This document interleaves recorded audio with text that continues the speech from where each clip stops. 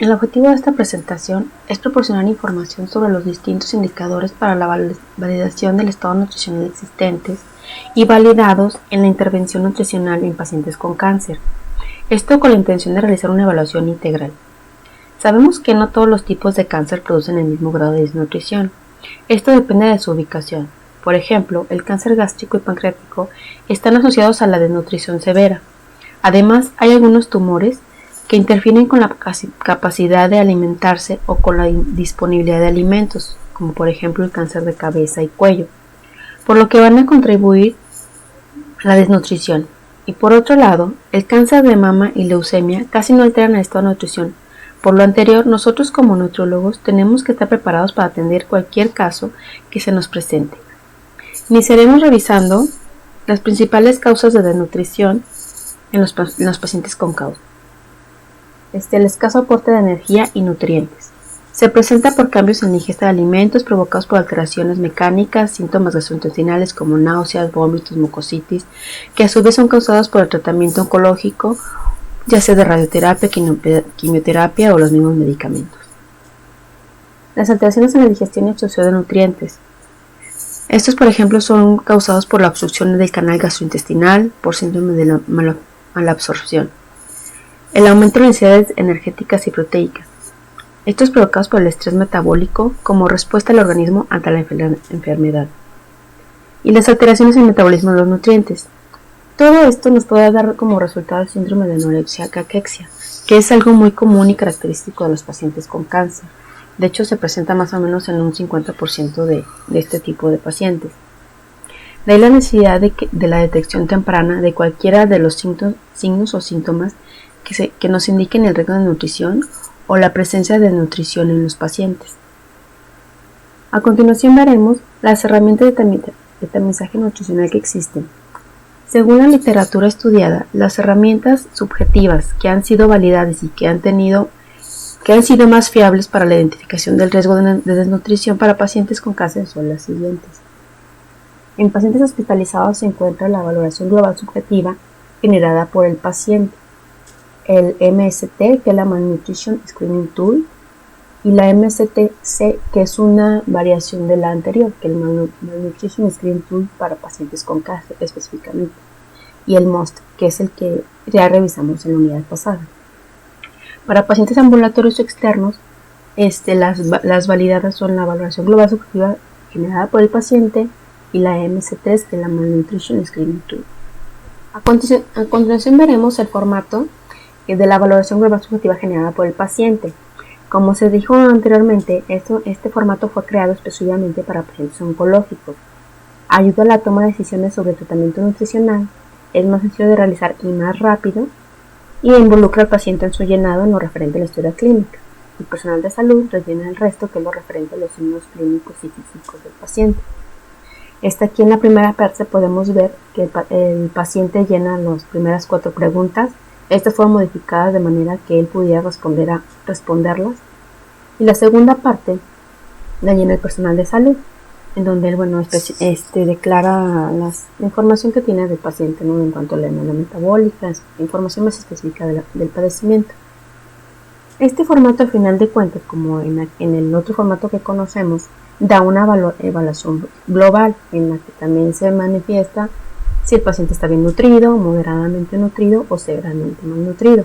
Además, también nos da una puntuación numérica, la cual se obtiene de acuerdo a las respuestas que nos da el paciente. Aquí podemos ver que hay unos paréntesis, en cada respuesta hay un paréntesis, en la que se tiene una puntuación. Al final, de acuerdo con lo que contesta el paciente, se van haciendo la sumatoria, y esa sumatoria nos va a dar una puntuación. En esa puntuación vamos a ver, de acuerdo al puntaje obtenido, pues qué es lo que se requiere en este momento. O sea, si se requiere una intervención nutricional o una intervención nutricional nada más a manera de educación en la alimentación, o algo ya más específico y estricto para atender las necesidades del paciente, ¿no? Entonces podemos concluir que la valoración global subjetiva generada por el paciente es una herramienta específica y sensible para la valoración del paciente oncológico. Es económica y fácil de aplicar y ayuda para la toma de decisiones sobre tratamiento nutricional y cuando se combina con métodos objetivos aumenta su eficacia. Por lo tanto, ahorita vamos a ver lo referente a los métodos de valoración objetiva. Vamos a empezar por la antropometría. La antropometría del paciente oncológico, lo que vamos a validar o revisar es la estatura, el peso actual y su historia de peso, que es el peso habitual y los cambios de peso que tiene en los últimos 6 meses. El índice de masa corporal, el pliegue cutáneo tricipital y la circunferencia media de brazo. Pero de acuerdo a lo estudiado y a lo que revisamos en las investigaciones, los predictores que realmente nos van a determinar el estado nutricional del paciente o el riesgo de desnutrición es el porcentaje de pérdida de peso, la medición del pliegue cutáneo tricipital y la circunferencia muscular de brazo. Por lo que, vamos a ver ahorita en que el porcentaje de pérdida de peso, como sabemos, es lo que nos muestra el peso o los cambios de peso que tiene el paciente a lo largo del tiempo. Y se marca o se mide de acuerdo al peso habitual que manejaba el paciente contra el peso que tiene actualmente y se saca en un porcentaje, ¿no? Este porcentaje nos va a indicar la severidad de la pérdida de peso. Una pérdida de peso en una semana de 1 a 2 kilos nos refleja que es significativa. Sin embargo, una pérdida de peso mayor en una semana de 2% ya nos refleja una pérdida ya más considerable y grave. Entonces, por aquí, en este porcentaje de pérdida lo que nos dice es que es más trascendental en cuanto sea más elevado el porcentaje y el tiempo más corto. Es la relación tiempo-pérdida lo que nos va a indicar el riesgo nutricional del paciente. En cuanto a la medición del pliegue cutáneo tricipital, sabemos que evalúa la masa grasa y la reserva condroica del paciente. Aquí, lo primero que tenemos que identificar es el punto medio del brazo, que es este punto se identifica midiendo lo que es la parte del hombro, la punta del hombro, que es el acromion, hasta la punta o la cabeza del radio del brazo, que es el cráneo. En este punto vamos a medir y vamos a identificar la mitad y vamos a marcar, y ahí es donde vamos a realizar, digamos, un pequeño pellizco de manera paralela al brazo para poder hacer la medición del pliegue cutáneo tricipital. En los pacientes encamados, es algo muy similar. Hay que identificar primero el punto medio del brazo y una vez identificado, pues se hace el pequeño pellizco y se coloca el plicómetro para identificar para medir lo que es el pliegue cutáneo tricipital. Una vez obtenido el dato, estos se valoran de acuerdo con las tablas de desviación estándar que tenemos, y de acuerdo con ello vamos a determinar el percentil en el que se encuentra el paciente. Este percentil nos va a indicar qué tanta depresión muscular o qué grasa promedio tiene, la masa grasa promedio que tiene el paciente. Y de acuerdo con esto vamos a identificar si realmente tiene desnutrición, está en riesgo o está en un rango promedio. En cuanto a la circunferencia muscular de brazo, nos sirve para la circunferencia muscular de brazo nos va a servir directamente para identificar lo que es la masa muscular esquelética. Aquí lo que queremos saber es realmente cuál es la reserva proteica que tiene el paciente y sus cambios. Entonces, para conocer, primeramente tenemos que revisar revisar la circunferencia media del brazo. Para esto, como ya se dijo anteriormente, tenemos que ubicar lo que es la parte media del brazo, y una vez que la tenemos ubicada, realizar sobre esta la medición de la circunferencia. Y una vez obtenido esa circunferencia, esta nos va a servir para poderla sustituir en esta fórmula que nos da lo que realmente es la circunferencia muscular del brazo. Hacemos la sustitución de los puntos obtenidos, que es circunferencia media de brazo menos pi, que es 3.466, por el pliegue cutáneo tricipital. Aquí lo importante es que todas estas mediciones son en centímetros. Sabemos que la plicometría nos da los resultados en milímetros, por lo que hay que sustituir estos valores en centímetros. Y de acuerdo al valor que nos arroje, lo vamos a interpretar de acuerdo con las tablas que existen y los percentiles, para identificar si la musculatura está reducida, está en promedio o está en una buena nutrición del paciente. Sabemos que los pacientes oncológicos, uno de los problemas que el paciente es eso, la caquexia, y es la pérdida de masa muscular. Y en resumen podemos ver que el peso inferior al 10% del peso ideal o pérdida mayor al 10% del peso al habitual está relacionado con el aumento del riesgo de complicaciones con desnutrición, sobre todo si ocurre en un tiempo inferior a 6 meses. Si bien la pérdida de peso es un indicador de masa grasa, también podría ser un indicador de pérdida de masa muscular. La medida de los pliegues cutáneos son del método útil para valorar la grasa corporal, y la medición de la circunferencia muscular de brazo permite estimar los depósitos de proteína corporal y evaluar la pérdida de masa muscular y la desnutrición calórico-proteica. La disminución de la masa muscular es un factor que incide en la morbilidad de este tipo de pacientes. Continuando con la evaluación nutricional del paciente oncológico, nosotros debemos recordar, tener presentes que la desnutrición es el diagnóstico secundario más común en este tipo de pacientes, teniendo una incidencia del 15 al 40 cuando recién se diagnostica el paciente con cáncer y hasta un 80 en pacientes con la enfermedad avanzada. Por lo tanto, la desnutrición es uno de los aspectos importantes a considerar en los pacientes oncológicos, ya que, como se podrá deducir, los pacientes desnutridos pues van a ser más susceptibles a infecciones o a otro tipo de complicaciones hospitalarias. Dentro del análisis de la bioquímica o de los aspectos bioquímicos en un paciente oncológico, en general estos pacientes, por el padecimiento propio de la neoplasia, van a tener una calidad de vida deteriorada. Van a ser altamente propensos a padecer desnutrición y por lo tanto se deberá evaluar al paciente de forma bioquímica con estas consideraciones. En general, las concentraciones de albúmina, prealbúmina, transferrina, proteínas ligadoras del retinol reflejan las condiciones del compartimiento proteico visceral, pero en condiciones de neoplasia estos son unos pobres indicadores nutricios por el grado de estrés metabólico que sufre. Aún así, deben considerarse las concentraciones de albúmina, que una vez más, si hay una inflamación generalizada, esta se va a ver alterada, más no así la prealbúmina, que va a ser un poco más constante. A mayor grado de proteína C reactiva, mayor grado de inflamación y por lo tanto menor cantidad de albúmina en los análisis bioquímicos. También es importante medir la función renal, teniendo en cuenta al nitrógeno proteico, ureico y a la creatinina.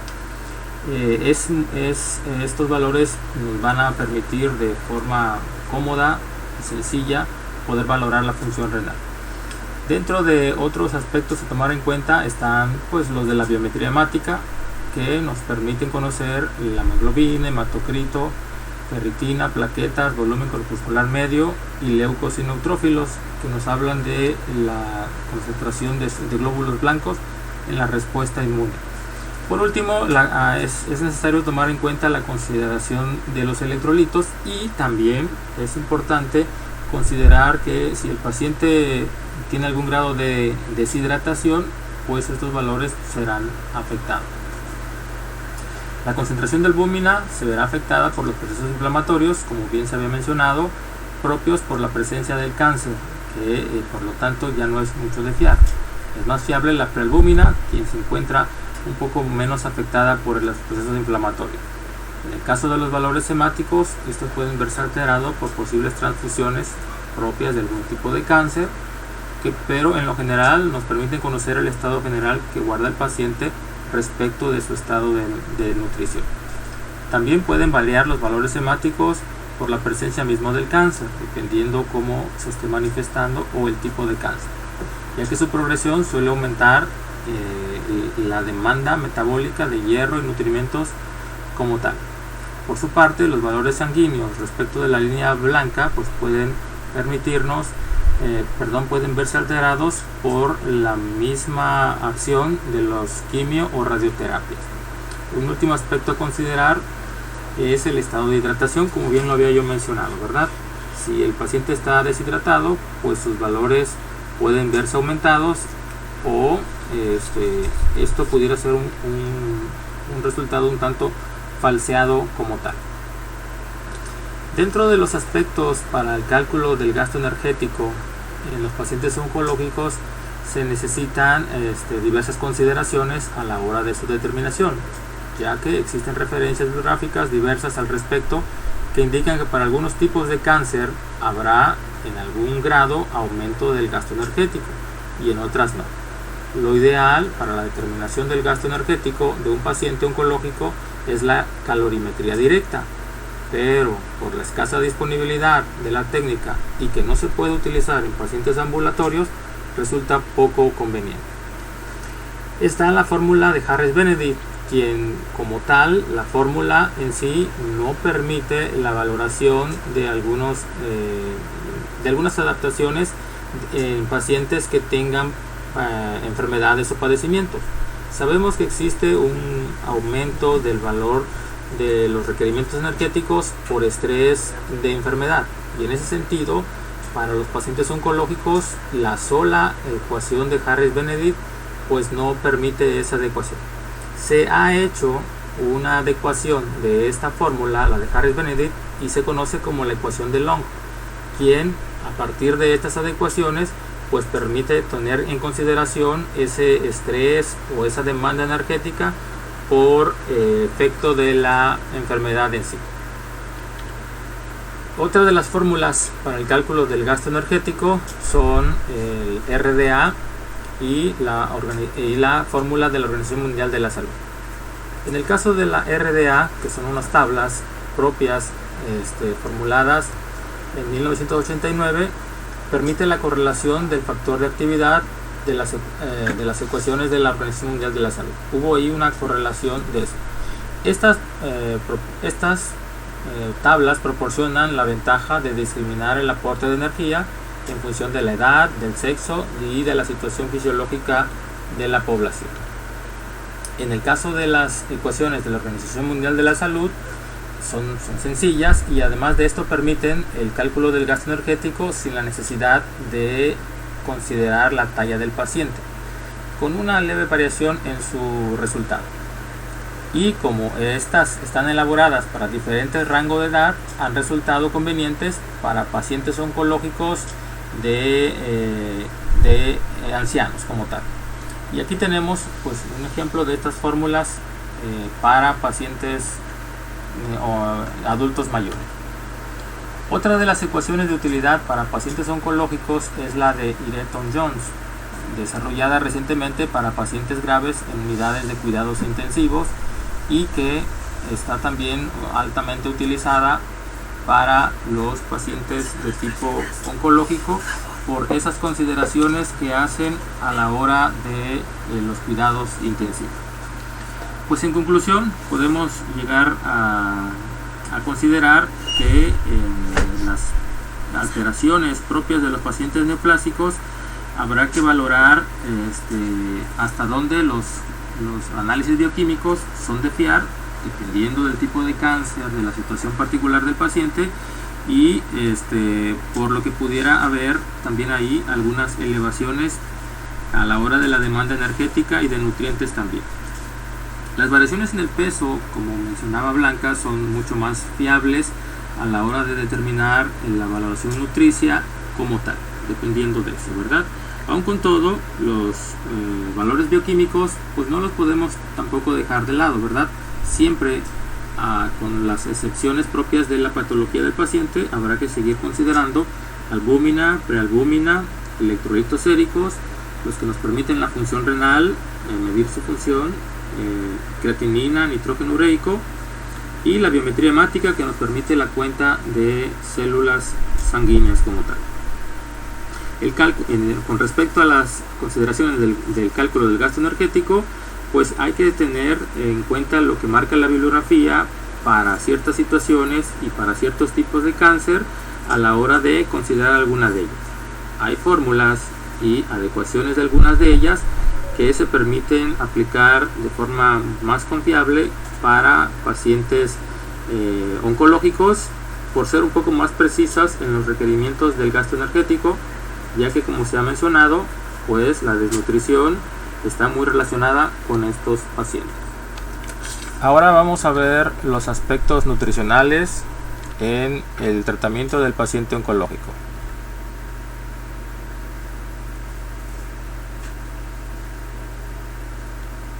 Blanca.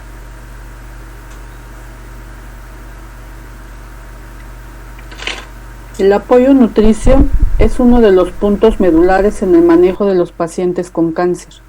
La mayoría de los pacientes con este padecimiento cursan con anorexia, presentan alteraciones del gusto y sienten aversión o intolerancia a determinados alimentos. Esto se traduce en un balance negativo de energía y en pérdida de peso y o desnutrición, así como a la disminución de la resistencia a infecciones y deterioro de las funciones orgánicas, lo que repercute en el curso de la enfermedad, compromete el tratamiento y favorece las complicaciones. Existe un alto porcentaje de riesgo de desnutrición cuando el paciente tiene cáncer debido al tratamiento recibido, fármacos, quimioterapia, radioterapia, por medio de peso, pérdida de peso o por algún órgano afectado. Es por esto que por medio de la alimentación, como nutriólogos debemos tratar el evitar la desnutrición y que el cáncer pueda volver a surgir. Las necesidades de energía son incrementadas debido al catabolismo ocasionado por la propia enfermedad y por complicaciones derivadas de los diferentes tratamientos.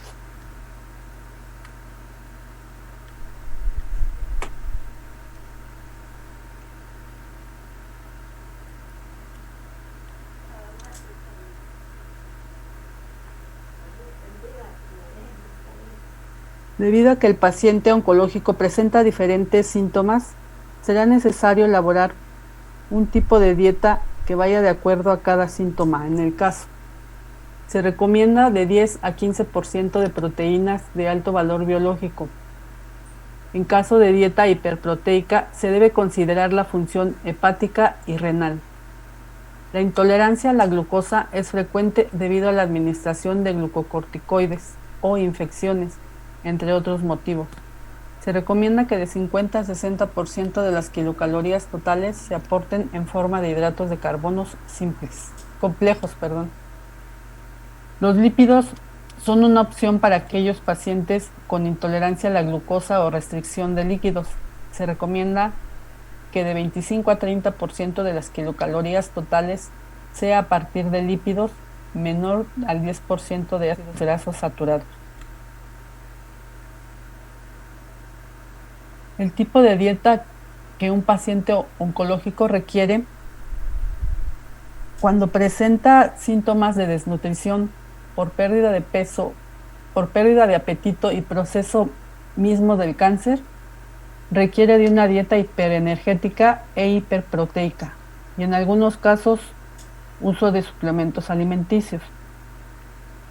Cuando presenta dificultad para masticar por los medicamentos e inmunosupresión, requiere de una dieta suave en purés o líquida, uso de cereales cocidos como pasta, arroz, puré de papa y de alimentos blandos como aguacate, paté, queso crema, entre otros. Cuando presenta reflujo gastroesofágico o gastritis por los medicamentos, va a requerir de una dieta blanda libre de irritantes y estimulantes como el chile, café, alimentos ácidos muy grasosos y condimentados, entre otros. También puede presentar náusea, vómito o diarrea por el tratamiento. Aquí requerirá de una dieta blanda o líquida fraccionada. Esto sería de acuerdo a la tolerancia del paciente. Por otro lado, es necesario un buen consumo de alimentos que protejan de los efectos negativos del cáncer. Por ello se recomienda los que aporten omega 3 como pescados oscuros, fibra como productos integrales, avena, trigo, quinoa, fruta y verduras. También vitaminas y minerales antioxidantes como la vitamina A, vitamina E, vitamina C y selenio. Esto sería todo a nombre del equipo conformado por los compañeros Miguel Ángel Martínez y Blanca Reyes y una servidora Edith Claudio. Agradecemos a la profesora Rosalba González Hernández por todo su apoyo y atención prestada. Buenos días, hasta pronto.